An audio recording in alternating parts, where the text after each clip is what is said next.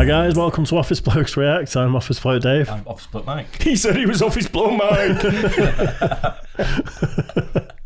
Collectively, we are the Office Blokes, and yeah, that's it. We're the Office Blokes. Subscribe. Yeah, quite a few of you aren't subscribed that are watching us at the moment, so just do us a favour, press the subscribe button down below. If you're already subscribed, though, don't press it. Yeah, sweet. 18 cultural differences between the USA and Europe. Only 18. I think there'd be more than that, wouldn't you? But I like these compilations because they're such broad strokes that you watch them and go, no. We tend to disagree quite a lot, don't we? But that's what they're all about, isn't it? Coming up with different ideas and, a bit of debate. I guarantee the tipping culture is going to be in there as one of them because that's always on these lists, isn't it? Yeah. I don't know. Should we get into it and find out? Yeah. Right. 18 cultural differences between the USA and Europe. Let's do it. The USA and Europe are similar in size, population, standard of living, and lifestyle. But as an American myself, after spending more than 1 year of my life in Europe and visiting every single country on the continent, there are some major cultural differences that need to be addressed. Bonjour! Disclaimer, I know it's impossible to group Europe into one category, so these are general realizations that may not exist in every European country. Here are 18 cultural differences that Europe has over the USA. Second bourgeois en Paris. 1. Pay to use public toilets. It's not free to pee or do your business in public. You have to pay usually €1 to use the bathroom, even if it's just to wash your hands. 2.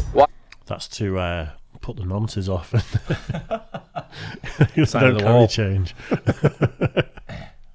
Is not free. When you order water in a restaurant, it usually comes in a tiny glass bottle and costs €2 to €5. They love sparkling water too, so make sure to tell them you want still water. Can I get a still water, please? Travel tip. Carry around an empty water bottle and fill it up in sinks or public fountains. It's all purified. 3. Every city has history. In America, we don't have much to talk about before the 17th century. In Europe, some castles are 500 years older than the US even became a country. 4. They drive less. Public transportation is everywhere and efficient in Europe, and most cities are pedestrian and bike friendly. There's really no need for a car, and gas is too expensive anyways. 5. Sports are not a family affair. In the States, we pregame and drink beers and tailgate for sports games with our families and friends. In Europe, sports aren't such big events, except for soccer, which they love. 6. Smaller food portions. This is the size of a normal meal in Europe, and this is a standard Coke. Also, ketchup is not free and comes in glass bottles. Seriously? 7. Cigarettes are fashionable. They aren't so looked down upon among Europeans either. I guess they don't have the DARE program in Europe. In other words, smoking equals cool. 8. Most people don't smoke in the UK anymore, do they? No, vape a lot. People vape. More vaping it's taken over a bit. It's uncommon to see a lot of people just smoking in the street, though, isn't it? Yeah, it's a lot less than it used to be. A lot less. I mean, it's massively expensive, though, isn't it? That kind of Coke looks a bit small to me. That was one of those little cans of Coke. It looked like from like a free bar in a hotel room, something, or that type of thing. Yeah. Like you said, it's broad strokes, though, isn't it? It is, I mean, because we've got a load of cultural differences with the rest of Europe, haven't we? With France and Germany and Spain and stuff. I think more so us versus the rest of Europe than other European countries versus. Closer than we are, definitely. Yeah, definitely. So. Ketchup does come in sachets as well throughout Europe, and also comes in squeezy bottles. Yeah.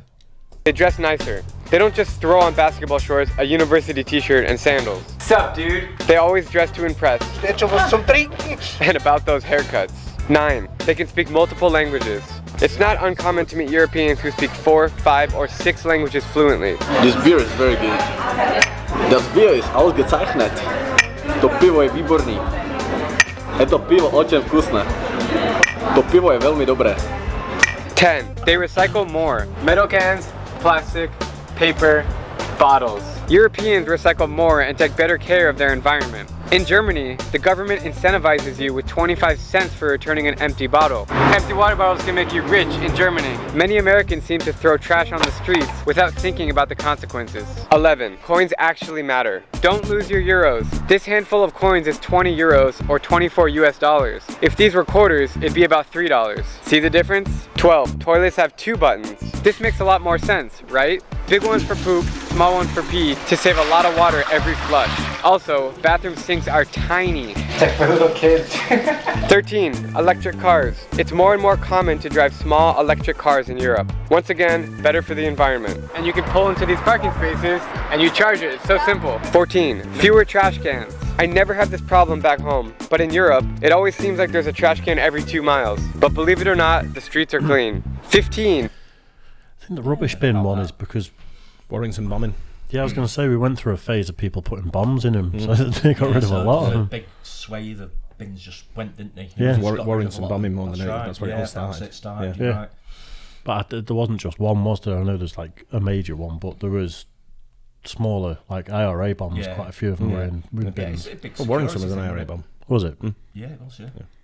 So there you go. We did have trash cans. Absolutely.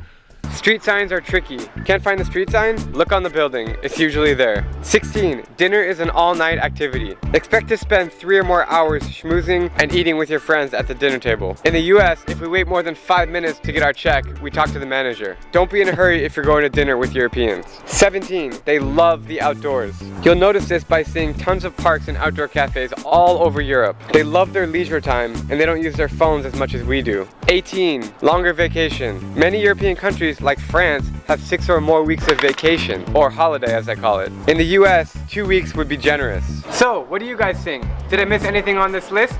I'd love to know your thoughts. Fair enough. Yeah. It was on another one that we did about the vacation time. Because I remember the comment section and loads of people were saying, do you get how many weeks? Yeah, is that right? They just have like 2 weeks over there. You get sick days as well. So you Right, get okay. I don't know if it still applies, but we used to get 2 weeks plus sick days plus bank holidays type thing. So but most people don't take more than a week off at a time. Right, okay. Interesting. But yeah, I think, pretty hit the nail on the head, especially when you're going mainland Europe. Mainland Europe, Yeah, you do, with the languages, you won't get any.